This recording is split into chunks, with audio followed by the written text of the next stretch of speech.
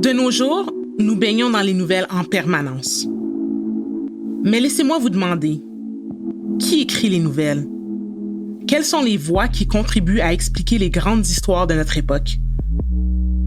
Au Canada, des études ont montré qu'à mesure que la population canadienne se diversifie, nos médias deviennent de plus en plus blancs. Une étude réalisée en 2019 par l'Université Ryerson sur les chroniqueurs de journaux a montré qu'aucune femme noire n'a écrit de chronique régulière dans un journal au Canada entre 1998 et 2018. Un chroniqueur utilise des faits, mais donne aussi son opinion, sa perspective sur le monde. Au cours de la période couverte par cette étude récente, il n'y avait aucune chroniqueuse noire dans aucun grand journal canadien. Cette absence est l'une des raisons pour lesquelles il est si important de connaître l'histoire de Marianne Shad Carey. Qui elle était, ce qu'elle a fait, et pourquoi elle est plus importante que jamais aujourd'hui, plus de 100 ans après sa mort. Pionnière du journalisme noir, féministe, avocate, éducatrice et militante anti-esclavagiste. Elle a ouvert la voie à tant d'autres pour qu'elles puissent rendre compte de l'actualité et apporter leur point de vue de femmes noires sur ce qui se passe dans notre monde. Mais peut-être vous demandez-vous pourquoi l'origine ethnique a de l'importance lorsqu'il s'agit d'informations. Les informations ne devraient-elles pas être neutres, objectives? À vous de me le dire. Laissez-moi d'abord vous raconter l'histoire de Marianne Shad Carey.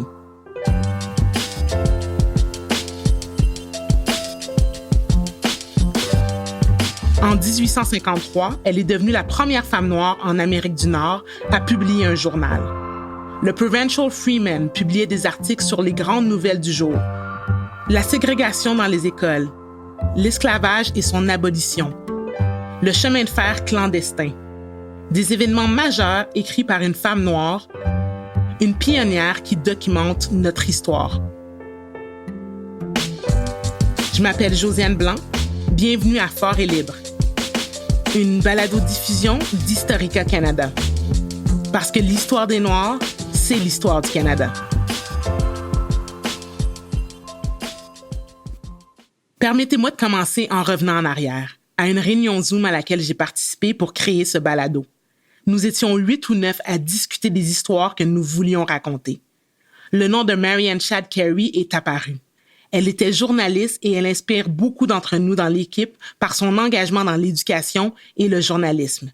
Et puis, la recherchiste de ce projet, Mary Shauna, a pris la parole.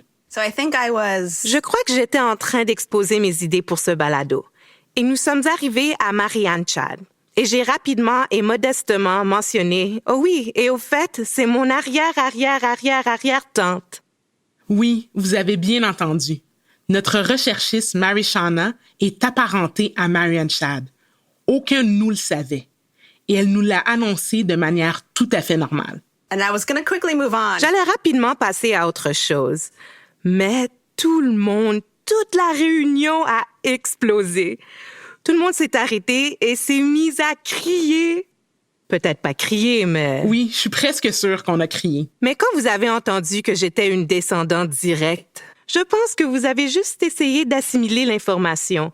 Mais c'est sorti comme une excitation extrême. C'était vraiment époustouflant. C'est vrai. Nous mourions d'envie d'en savoir plus sur Marianne Shad. Et soudain, j'ai réalisé que je parlais à l'une des membres de sa famille. J'allais apprendre son histoire à travers sa famille. Quel honneur! Mary Shauna connaît depuis toujours l'histoire de Marianne Shad, grâce à sa mère, une spécialiste de l'histoire des Noirs canadiens. Alors oui, nous avons pratiquement supplié Mary Shauna d'organiser une journée « Amenez votre mère au travail ». Je m'appelle Mary Shauna Mabusala et je suis assise ici avec ma mère, Adrienne Shad. Hi, I'm Adrienne Shad. Bonjour, je suis Adrienne Shad et voici ma fille Mary Shauna. Mary Shauna a grandi entourée des recherches de sa mère sur Marianne Shad Carey. À propos, on utilise parfois le nom Carey, qui est son nom de femme mariée, mais souvent, on l'appelle simplement Marianne Shad. Je me souviens avoir vu son visage sur plusieurs des livres que tu as. Et Elle a un regard très particulier. Je me souviens de l'avoir vue partout et j'ai fini par demander « Qui est-ce? Pourquoi est-elle sur tous ces livres? Et pourquoi n'y a-t-il qu'une seule photo? » C'est ce que je me disais quand j'étais petite. C'est ce dont je me souciais. Ils ne peuvent pas avoir une autre photo? I have no memory of that. Je n'ai aucun souvenir de ça. Je comprends que ta mère t'avait emmené à certains événements commémoratifs de Marianne Shad Carey. Pouvez-vous me parler de ces commémorations? Sure. So when I was... Bien sûr. Quand j'avais 15 ou 16 ans, July of 2000. En juillet 2007. la famille a organisé un voyage de commémoration à tous les sites où Marianne Shad et sa famille avaient vécu aux États-Unis. J'étais la seule enfant parmi tous ses aînés. Donc, ça vous montre juste que j'aimais l'histoire et que je voulais vivre cette expérience. Ils ont visité la Pennsylvanie et le Delaware. Et ils en sont venus à visiter la maison de Marianne Shad à Washington. J'étais juste heureuse d'être là, d'apprendre des choses, d'être avec mon grand-père et ma grande-tante Doris. Oui. Oui, et d'autres membres de la famille que je ne voyais qu'une fois par an pendant le retour à Buxton. North Buxton se trouve dans le sud-ouest de l'Ontario. C'est une communauté qui a été construite par et pour les anciens esclaves noirs. C'est près de là que la famille Shad a commencé sa vie au Canada et c'est là qu'Adrienne a grandi. Chaque année, le jour de la fête du travail, la communauté célèbre son héritage noir avec un défilé. Historical reenactments. Il y a des reconstitutions historiques, un service religieux, une partie de baseball entre familles Oui, un tournoi de baseball. et aussi de la danse sociale. Oui. Les gens se réunissent chez eux. Ils organisent des fêtes et des barbecues. North Buxton garde son histoire noire vivante. Ce qui est bien pour Adrienne. C'est comme ça qu'elle a appris qu'elle était parente avec Marianne Shad. Well, the funny thing is, Eh bien, le plus drôle, c'est que je ne connaissais pas du tout cette femme au départ. Je ne savais pas qu'elle existait avant mon adolescence, croyez-le ou non. Un été, je n'avais rien à faire, alors je me suis dit que j'irais au musée. Et donc, j'y suis allée juste pour passer quelques heures et la conservatrice du musée m'a, disons, tendu cet article. Je l'ai regardé. Il était écrit « Marianne Shad, suffragette, enseignante, avocate, éditrice de journaux. » Et j'ai dit « Wow! Qui est cette femme?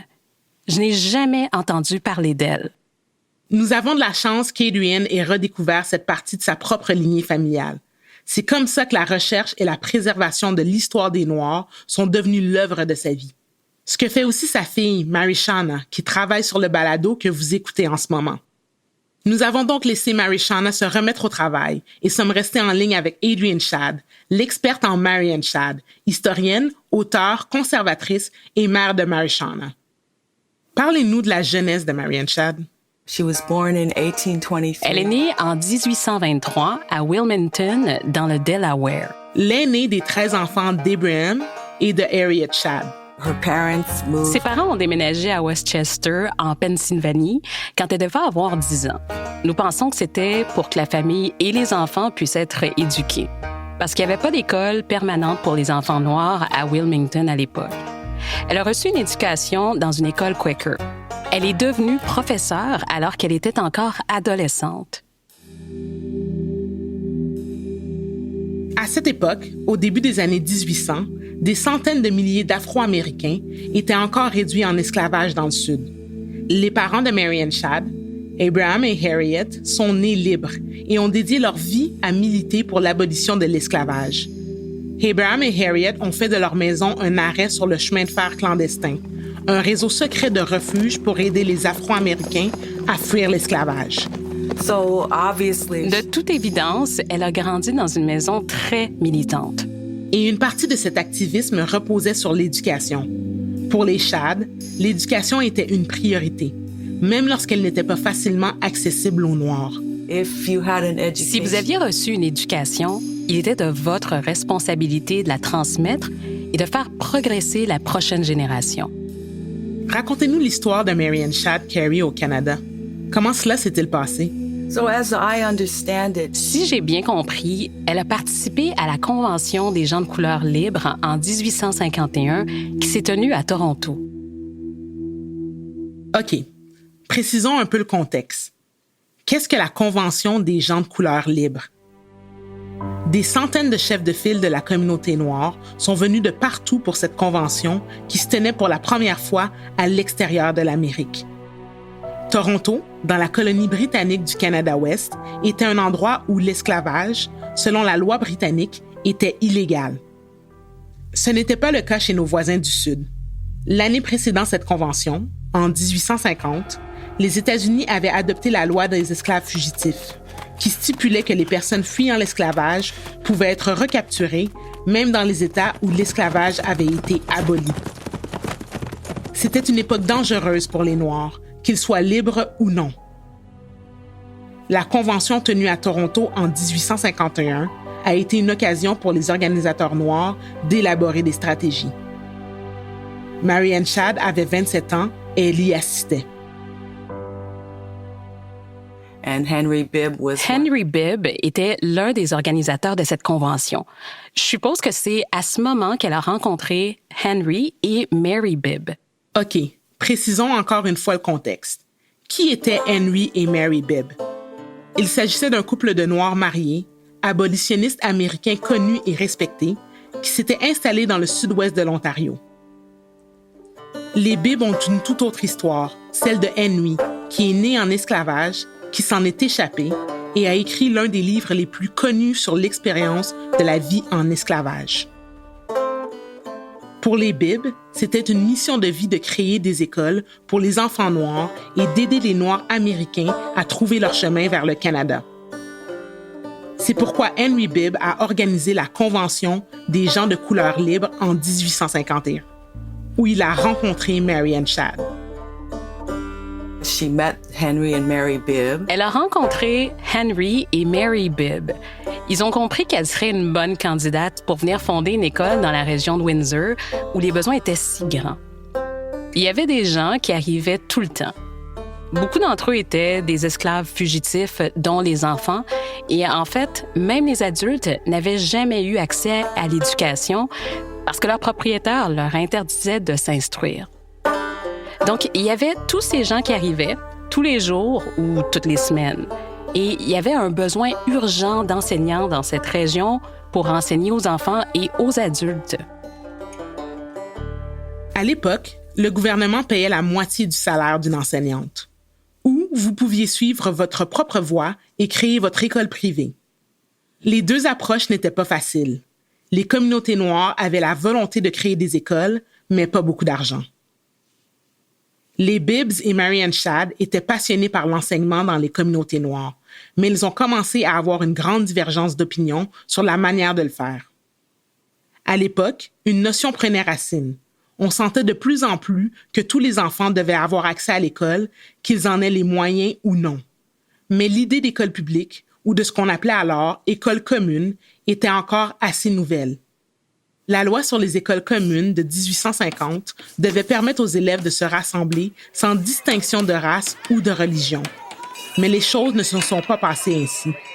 Les enseignantes noires étaient souvent victimes de discrimination et n'étaient pas embauchées dans le système d'éducation publique.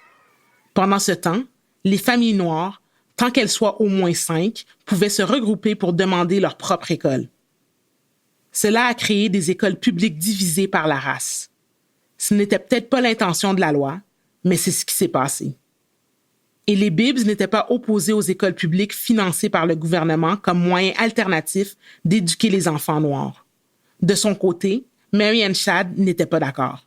Actually, the first school she set up. En fait, la première école qu'elle a créée n'était pas une école publique parce qu'elle était en désaccord avec ce système.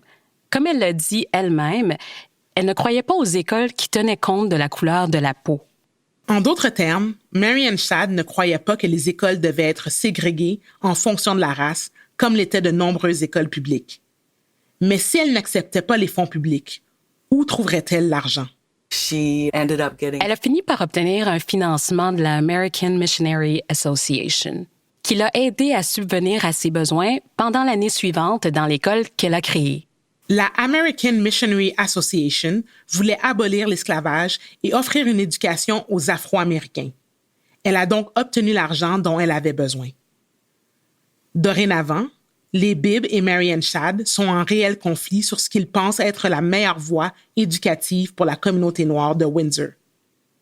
Henry Bibb publie son point de vue dans un journal qu'il a fondé, The Voice of the Fugitive. Un journal est important car il permet de garder une trace des événements. Ce que vous publiez sur le moment devient la façon dont nous comprenons l'histoire. Mary Shadd a commencé à exprimer publiquement ses opinions elle aussi, dans un journal, le sien. En mars 1853, elle publie la toute première édition du journal The Provincial Freeman. Il présentait des penseurs éminents du mouvement abolitionniste. Mais ce n'était pas un travail ou un comportement que l'on attendait des femmes à l'époque. Voici l'opinion publiée dans le journal d'Henry Bibb à l'époque. Mademoiselle Shadd a dit et écrit beaucoup de choses qui, à notre avis, n'ajoutent rien à son crédit en tant que dame. You know, I don't even know how she Vous savez, je ne sais pas comment elle a eu le courage de se défendre, surtout à cette époque où les femmes ne faisaient tout simplement pas ça. Elle ne pouvait pas, elle ne devait pas avoir un franc-parler et aller à l'encontre des dirigeants masculins d'une communauté. Mary Shadd s'est battue pour la liberté des Noirs et a dû faire face au côté anti-noir de la société canadienne. Tout en luttant contre le racisme, elle a aussi dû faire face au sexisme et aux critiques publiques et virulentes des hommes de la communauté noire, comme Henry Bibb. Elle a créé une rubrique Droits des femmes dans The Provincial Freeman. En voici un extrait. Certains hommes refusent bêtement à une femme le droit de parler en public, d'exercer la médecine ou de voter. Tout ce que nous avons à dire à ce sujet, c'est pfff. Aussi déterminée et franche qu'elle était, durant les premières années de son journal, elle n'utilisait pas le nom de Mary Ann. Elle utilisait ses premières initiales, M.A. Les gens écrivaient des lettres à la rédaction qui commençaient par « Cher monsieur » ou « Frère Shadd ». Elle mettait le nom d'un collègue masculin en tête du journal. Elle a laissé le public, du moins au début, penser que ce journal était dirigé par un homme. Pourquoi? Because women did not take the lead. Parce que les femmes ne prenaient pas l'initiative dans ce genre d'affaires. C'était donc une chose très peu commune pour une femme. Et elle ne se sentait évidemment pas à l'aise de mettre son nom dessus en tant que femme, éditrice et rédactrice. Si vous lisiez The Provincial Freeman, vous saviez quelle était sa position. Dans chaque numéro, on pouvait lire « L'autonomie est la véritable voie vers l'indépendance ». Mary Shadd a publié son journal de 1853 à 1860, documentant la vie et la politique des Noirs dans 3 villes, Windsor, Toronto et Chatham. Et pendant tout ce temps, son travail de journaliste est resté ancré dans ses valeurs d'enseignante. Publishing was another. La publication était un autre aspect de l'éducation. Vous savez, elle éduquait dans sa salle de classe et elle éduquait en publiant son journal et en disant aux Afro-Américains « Venez au Canada, vous êtes égaux devant la loi. Il y a ici des opportunités que vous n'avez peut-être pas aux États-Unis. » Mary Shadd a écrit « Nous disons à l'esclave qu'il a le droit à sa liberté et à tous les autres privilèges qui y sont liés, et que s'il ne peut les obtenir en Virginie ou en Alabama, il doit s'enfuir, sans délai, vers une autre localité du vaste univers de Dieu. » Cela ne veut pas dire que les Noirs n'ont pas connu de difficultés au Canada. Il y avait beaucoup de discrimination à l'égard des Noirs ici aussi. Mais Mary Shadd était déterminée à offrir des options aux Noirs grâce à l'enseignement. So it was all part of Tout cela faisait donc partie du projet pédagogique qu'elle soutenait et qu'elle voulait transmettre à sa communauté. Vous vous souvenez où Mary Shadd a obtenu les fonds pour faire fonctionner son école pour les réfugiés noirs à Windsor? Il venait de la American Missionary Association. Et Mary Shadd avait besoin de cet argent. Alors, elle a continué à écrire des lettres à l'association pour leur parler de son école. Ces lettres sont un trésor pour notre connaissance historique. She would talk about. On pouvait y lire. Voilà, j'ai enseigné ces matières, l'algèbre, l'histoire, les mathématiques. Il y a beaucoup de ce genre de détails intéressants sur ces classes. Ce qui est curieux, c'est que tout le monde disait qu'elle enseignait dans une école intégrée, mais en fait, elle n'était intégrée que de nom. Parce que je ne pense pas qu'il y ait jamais eu d'élèves blancs dans les écoles qu'elle avait, du moins au Canada. Les familles blanches n'envoyaient pas leurs enfants dans les écoles de Mary Shadd. N'oubliez pas que le racisme anti-noir a façonné un système scolaire souvent ségrégué ici au Canada. Mary Shadd, I know that Je sais que si Mary Shadd avait eu des élèves blancs, elle aurait certainement mentionné qu'elle avait des élèves blancs dans son école. Elle travaillait contre de multiples niveaux d'opposition. Tout ça, elle le faisait en tant que femme. well, that's the other thing. Eh bien, c'est l'autre chose. Les hommes étaient les dirigeants, mais les femmes noires faisaient beaucoup.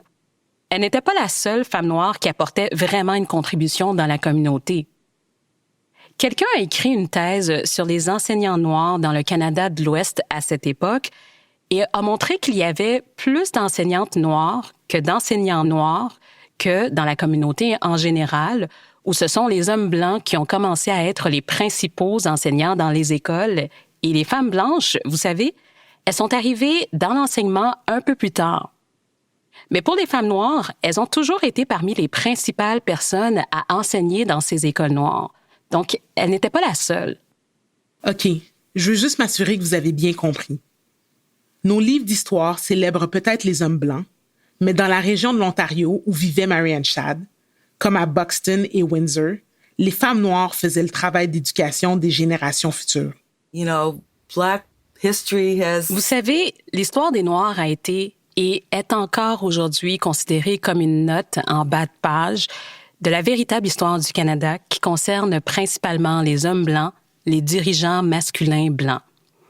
Je veux dire, j'ai entendu des histoires de personnes importantes qui rient quand le sujet de l'histoire des Noirs est abordé, comme si c'était si peu important que cela en était risible.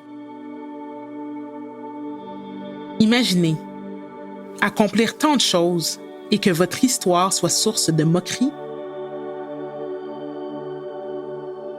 L'histoire des Noirs est l'histoire canadienne et l'histoire nous relie à ce moment présent, à vous, aujourd'hui, à nos problèmes, ceux que nous avons toujours, ceux qui motivent les gens à descendre dans les rues par millions pour les manifestations de Black Lives Matter. Si nous voulons savoir qui nous sommes aujourd'hui, nous devons savoir qui nous étions alors et qui faisait preuve de leadership, comme Mary Shadd Carey. Elle est finalement retournée aux États-Unis, mais pendant la période où elle était ici, au Canada, quelle était sa situation dans la vie? D'un point de vue économique, comment s'en sortait-elle? Quelle était sa situation au quotidien? Well, she was... Elle était très appréciée par les communautés locales, mais elle avait des difficultés financières. Et le journal ne rapportait certainement pas beaucoup d'argent. Et l'un de mes proches a dit que le journal était vraiment un service à la communauté. Ce n'était pas une entreprise financièrement très réussie comme telle.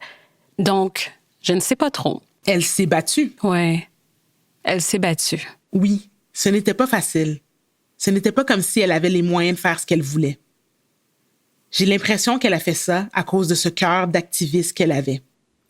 And I think, you know, if any of us... Je pense que si on avait vécu à cette époque où l'esclavage existait encore et que des gens avaient essayé de s'enfuir pour venir au Canada, nous aurions probablement été tous en première ligne, à vouloir faire tout ce que nous pouvions pour les aider. Et elle faisait ce qu'elle pouvait de toutes les façons possibles en tant qu'enseignante, éditrice de journaux, conférencière. Elle faisait tout ça parce que le besoin était criant.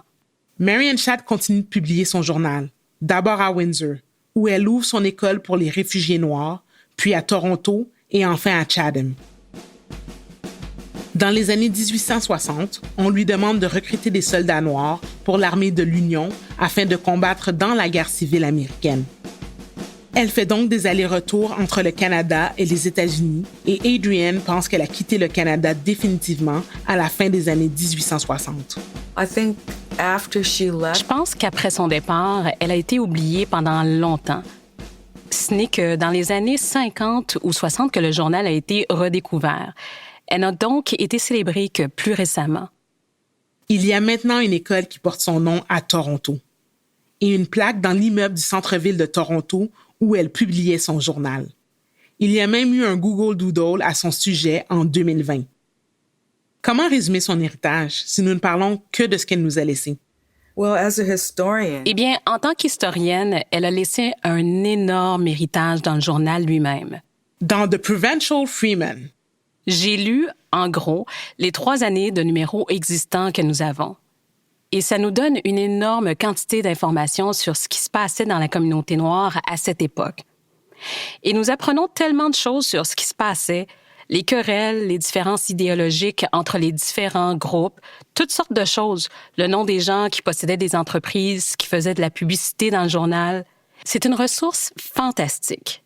Et si nous n'avions pas ce journal, nous en saurions beaucoup moins sur ce qui se passait à cette époque dans la communauté noire de l'Ontario.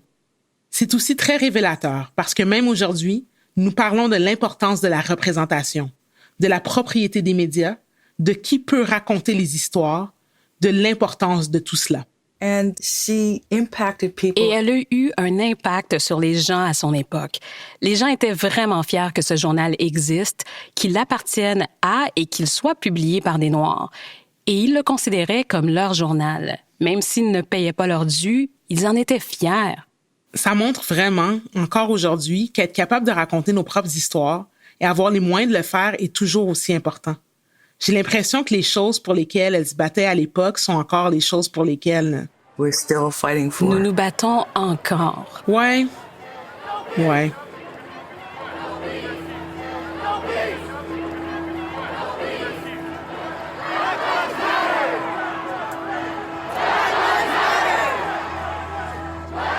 L'épisode d'aujourd'hui, en apprenant cette histoire, me fait beaucoup réfléchir à ce qui se passe aujourd'hui dans notre monde.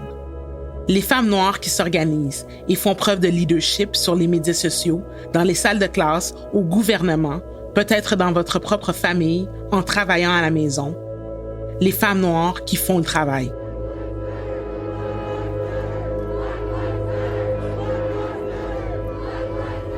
Un vieux dicton dit que le journalisme est la première ébauche de l'histoire. Et comme Adrienne le souligne, Mary-Ann Shadd n'a pas seulement fait l'histoire, elle l'a aussi écrite dans son journal.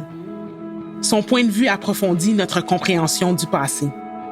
C'est une des raisons pour laquelle la représentation dans le journalisme, ceux qui ont le droit de relater l'histoire, compte chaque jour.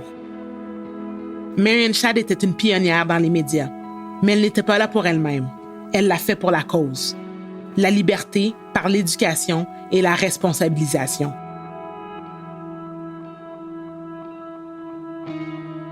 En tant que première femme noire à publier un journal en Amérique du Nord, deuxième femme noire à obtenir un diplôme de droit aux États-Unis, défenseur des droits civiques, éducatrice, oratrice à une époque où il était très rare qu'une femme prenne la parole en public, Mary-Ann Shadd a poursuivi l'œuvre accomplie par ses parents, Abraham et Harriet.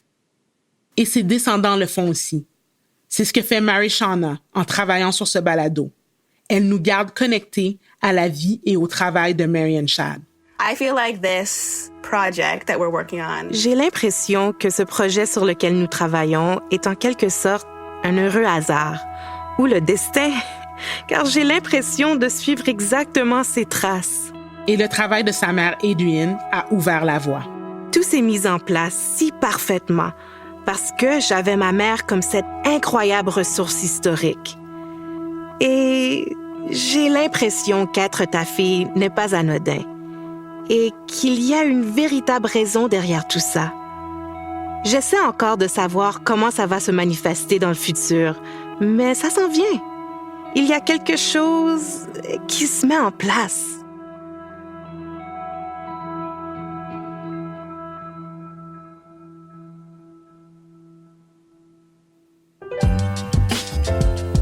Merci de nous avoir écoutés. Fort et libre est produit par Media Girlfriends et Historica Canada. Cette série fait partie d'une campagne d'éducation plus large sur l'histoire des Noirs par Historica Canada. Pour plus de ressources, visitez le site web historicacanada.ca. Vous pouvez trouver Fort et libre sur les plateformes de balado-diffusion Apple, Spotify ou partout où vous écoutez vos balados-diffusions. Cet épisode a été écrit et produit par Anna Sang. Les productrices principales sont Garvia Bailey et Anna Sang. Conception et mixage sonore par Gabby Clark et David Moreau. L'équipe de Media Girlfriends est aussi constituée de Lucius Deschaussés, Jeff Woodrow et de Nanaba Duncan, la fondatrice de Media Girlfriends. Merci à Marishana Mabusela et un grand merci à notre consultante en scénario, l'écrivaine et historienne Adrienne Schad.